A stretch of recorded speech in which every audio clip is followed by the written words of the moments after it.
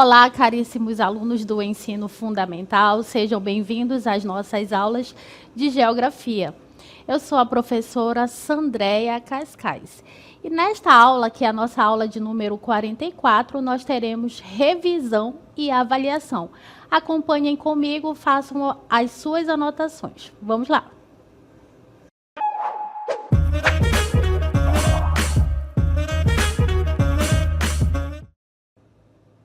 Muito bem, então nesta aula nós iremos destacar os principais pontos da nossa unidade de estudo.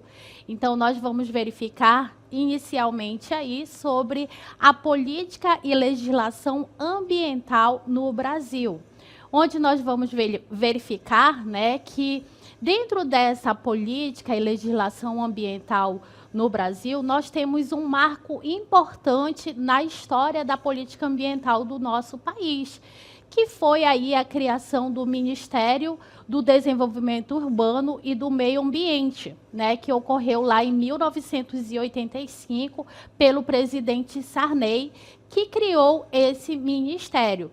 Então, a gente vai verificar aí que, em seguida, nós tivemos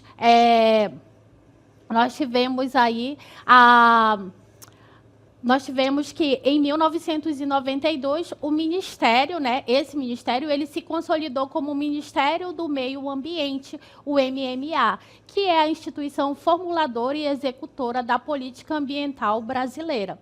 Então, a competência do Ministério do Meio Ambiente, ela abrange a questão da formulação, a implementação de políticas que são voltadas para a preservação, conservação e utilização sustentável dos nossos ecossistemas, da nossa biodiversidade e da nossa floresta brasileira.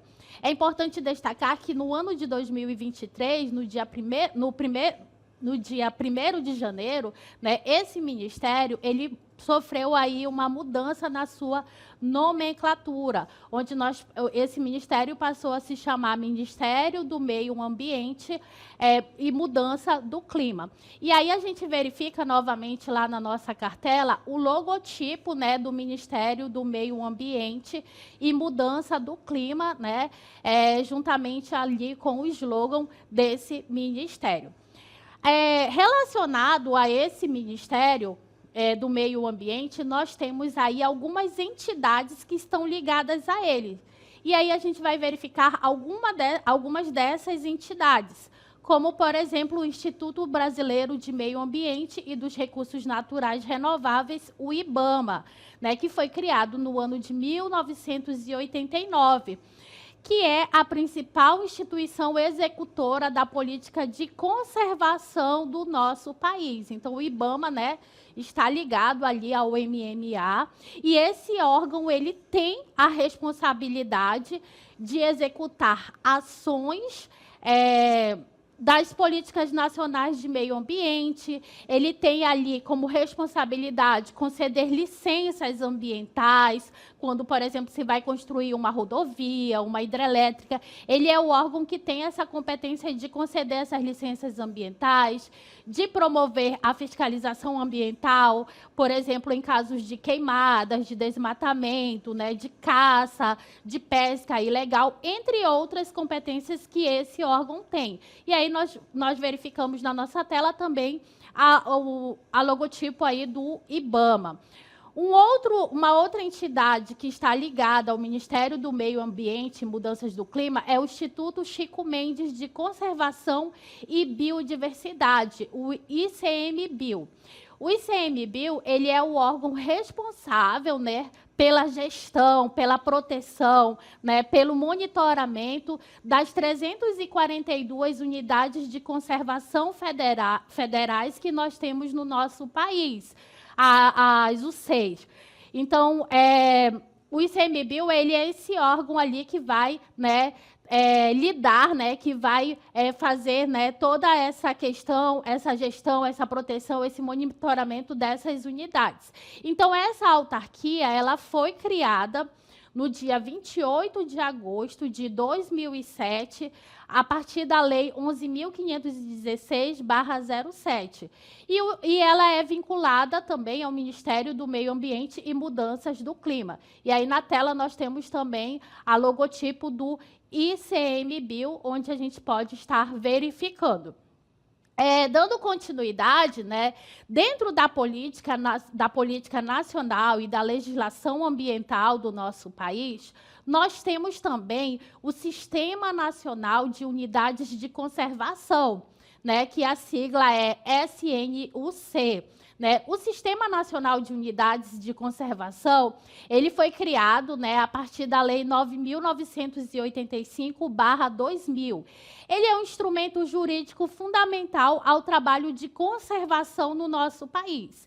Então, esse sistema, ele foi criado ali para organizar a gestão das unidades de conservação no nosso país, né, para regulamentar as suas diversas categorias, que a gente vai verificar mais adiante quais são essas categorias que fazem parte dessas unidades de conservação e os seus objetivos de conservação. A primeira proposta do sistema de unidades de conservação, ela é lá de 1979, mas somente em 1992 que ela foi enviada ao Congresso Nacional. E somente em 2000 é que ela foi promulgada e regulamentada no ano de 2002.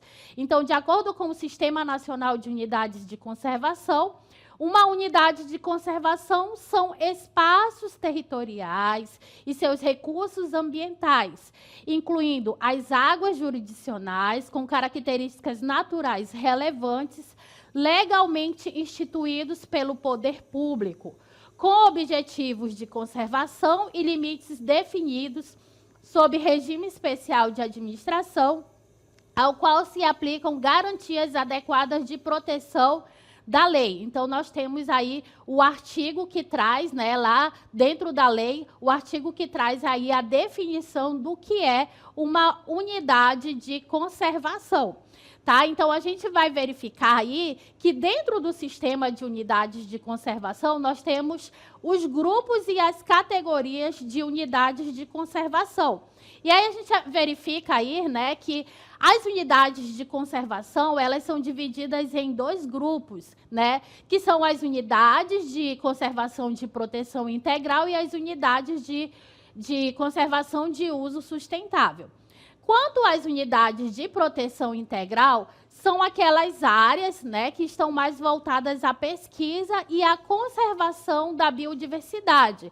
Então, nessas áreas, as normas elas são mais severas para a intervenção no ambiente. Então, os recursos naturais que estão presentes, as florestas, os rios, né, que estão dentro dessas áreas, o solo, eles não podem ser utilizados de forma direta. E aí nós trouxemos aqui para vocês, né, uma tabela com várias informações, né, relacionadas a essas unidades de proteção integral. E aí a gente vai verificar quais são as categorias que estão dentro das unidades de proteção integral. Então, nós temos 5 categorias: as estações ecológicas, a reserva biológica, os parques nacionais, o monumento natural e o refúgio da vida silvestre. Cada uma dessas unidades ela vai ter as suas finalidades, que, de uma forma geral, todas elas estão voltadas para a questão da preservação dessas unidades de conservação.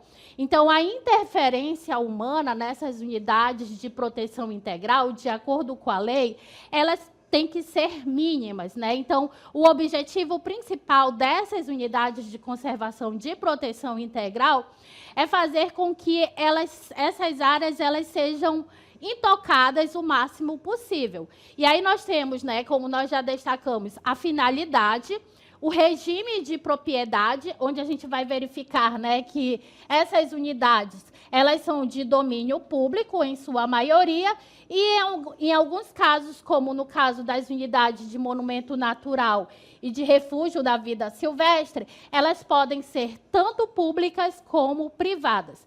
Em relação à visitação pública, nós vamos ver aí, né, que ela é proibida a visitação pública nessas unidades de proteção integral, sendo permitida, né, em algumas dessas unidades, conforme o plano de manejo e outras normas específicas.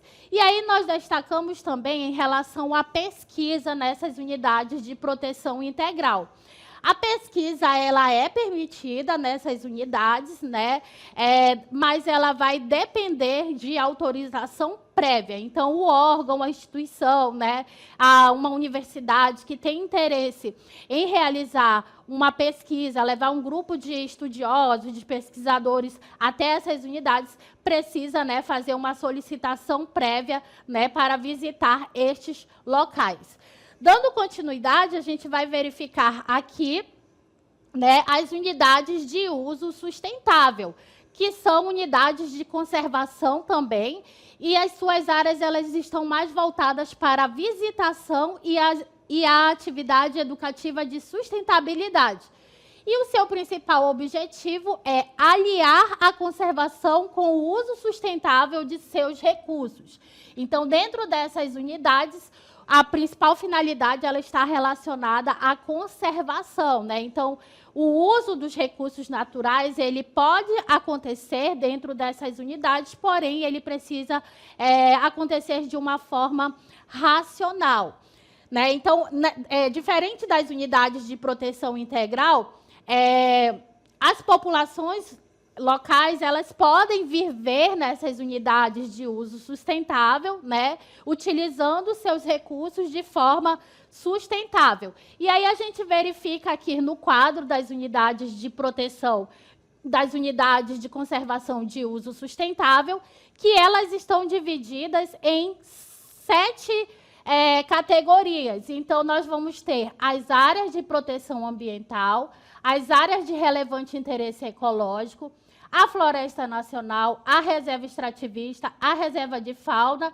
e a Reserva de Desenvolvimento Sustentável, além da Reserva Particular do Patrimônio Natural.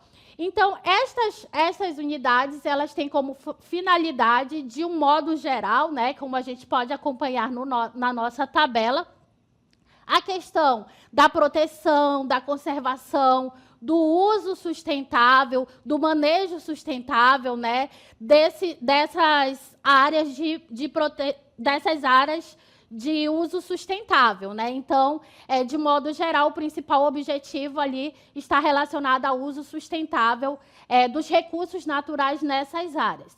Em relação ao regime de propriedade, né, algumas dessas unidades elas podem ser públicas ou privadas, né, dependendo aí da categoria.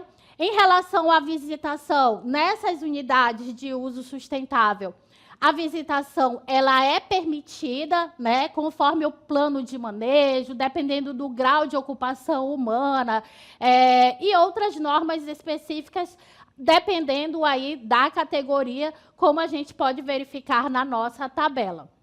Em relação à pesquisa, ela é permitida, né, nessas unidades de conservação, ela também é incentivada e também depende de autorização prévia, né, por parte do órgão gestor ali, que é responsável por gerir essa unidade de conservação. Bem, então, nós vimos aí, né, a política e legislação ambiental no nosso país, e agora nós trazemos como destaque as fontes renováveis de energia, né, que são bastante utilizadas, principalmente no território brasileiro. Quais são essas fontes de energia? Nós temos a energia hidrelétrica ou hidráulica, que é uma forma de energia renovável, né, que são consideradas fontes inesgotáveis na natureza, que estão presentes em abundâncias. A energia das hidrelétricas ela é obtida a partir da conversão da energia potencial da água dos rios em energia elétrica. Então, ela é gerada pela movimentação da água em grandes estruturas, né? E aí nós vamos ter as barragens e as usinas hidrelétricas, né, produzindo aí, utilizando a água dos rios para produzir a energia das hidrelétricas. As usinas hidrelétricas, elas captam, né, a energia da água em movimento, geralmente nos rios que são represados por barragens. Então, essa água ela vai ficar ali armazenada em reservatórios e ela vai sendo liberada em um fluxo controlado, né, aos poucos. Então, essa água que vai sendo liberada, ela vai passando por turbinas que vão acionar os geradores elétricos. E aí nós vamos ter a conversão da energia mecânica em eletricidade. Outra fonte de energia renovável é a energia eólica, né? Que tem como fonte aí a energia gerada a partir do movimento dos ventos. Então, ela é também uma forma de energia renovável, gerada pelo movimento do vento. Então, a energia eólica ela funciona através de turbinas eólicas que são colocadas em locais estratégicos, como planícies abertas ou ao largo da costa, onde o vento é constante e forte o suficiente para girar as pás das turbinas. Então, quando o vento sopra, né, lá nos parques eólicos, ele faz com que as pás das turbinas elas girem e aí nós vamos ter os geradores sendo acionados, convertendo o movimento rotacional em energia elétrica. Então, esta eletricidade ela pode ser usada imediatamente ou pode ser armazenada em baterias para uso posterior. A energia solar é uma outra fonte de energia renovável que utiliza aí a energia do sol, que é capturada e convertida em eletricidade. E aí nós vamos ter os painéis solares que são feitos de células solares, captando aí essa energia do sol. Então, as células solares, elas vão absorver a luz do sol e vão converter em eletricidade através de um processo que é chamado de fotossíntese. Os painéis solares, né, eles podem ser instalados em telhados de casas, em edifícios comerciais e até mesmo em grandes usinas solares no solo. Provavelmente vocês já devem ter visto em alguma residência, em algum local, né, esses painéis solares captando aí a energia do sol. Então, quando os raios solares eles atingem os painéis solares, eles vão gerar eletricidade para alimentar os aparelhos elétricos que nós temos nas nossas residências e iluminar as nossas casas e os nossos edifícios. Uma outra fonte de energia renovável é a energia das marés, ou maré motriz. Ela é uma forma de energia renovável, né, onde nós vamos ter aí o aproveitamento da energia das marés, né, desse movimento de subida e descida, né, das marés, que vai ser utilizado aí para gerar energia elétrica. Então, a energia das marés, ela funciona de forma relativamente semelhante a uma barragem comum para reter a água do mar. Então, além das barragens, também são construídas eclusas, né, que vai ali controlar, né, a passagem da água e os diques que vão permitir a entrada e saída de água durante as cheias e as baixas das marés, propiciando ali a movimentação das turbinas, como vocês podem estar observando nesta imagem aí, que traz aí, né, a energia das marés sendo utilizadas. Além das barragens também, né, nós temos, além da energia gerada pelas ondas, nós temos também a energia, uma fonte de energia renovável, que é a energia, né, utilizada a partir do interior da Terra, que nós chamamos de energia geotérmica. É uma forma de energia renovável, ela aproveita o calor natural do interior da Terra para gerar eletricidade e aquecimento. Né? Então, através de muitas tecnologias, como sistemas de bombas de calor, usinas de vapor ou sistemas de troca direta, a energia geotérmica ela pode ser capturada e convertida em eletricidade ou calor útil para o aquecimento de edifícios, de estufas, de piscinas e outras aplicações. Então, nesta próxima imagem, a gente verifica aí o funcionamento, né? Como é que funciona uma usina de energia geotérmica, né? Então, nós vamos ter aí, inicialmente, uma mistura com vapor e água, é coletado ali do reservatório por meio de um poço subterrâneo. O separador ciclônico, ele vai receber essa mistura, onde as moléculas de água, elas vão dissociar-se do vapor, e depois nós vamos ter essa água retornando ao subsolo em estado líquido para ser reaquecido. E aí nós vamos ter um movimento na turbina, né? Gerando ali uma energia mecânica. E esse movimento ele é realizado pelo vapor que é extraído, que aciona o gerador de energia elétrica. Então, a energia mecânica ela é transformada em energia elétrica por um gerador. E também nós vamos ter essa energia sendo enviada por um transformador, né, para chegar até as subestações, né, que vão enviar para uma rede de distribuição. Então, aí nós vamos ter, né, um processo de condensação do excesso de vapor sendo reinjetado no subsolo, perdão, e após isso o processo ele vai acontecer, ele vai sendo realizado novamente. Então é um processo aí bastante técnico, né, que se utiliza para a geração da energia geotérmica. E aí nós temos também uma outra fonte de energia renovável, né, que é uma fonte de energia aí bastante utilizada, por exemplo, aqui no Brasil, que é a energia dos biocombustíveis. A energia dos biocombustíveis, elas são fontes de energia alternativa, né, de origem renovável, né? Essas fontes de elas não poluem, né, a atmosfera. Por quê? Porque elas possuem baixos índices de emissão de resíduos, diferente, né, da energia gerada pelos combustíveis fósseis, né, que geram ali uma grande quantidade de gases poluentes. Então, a energia dos biocombustíveis, elas competem, né, com os combustíveis fósseis, né, que são bastante poluentes e geram o CO2 na atmosfera, contribuindo dessa forma para a poluição do ar, né, para a intensificação do efeito estufa.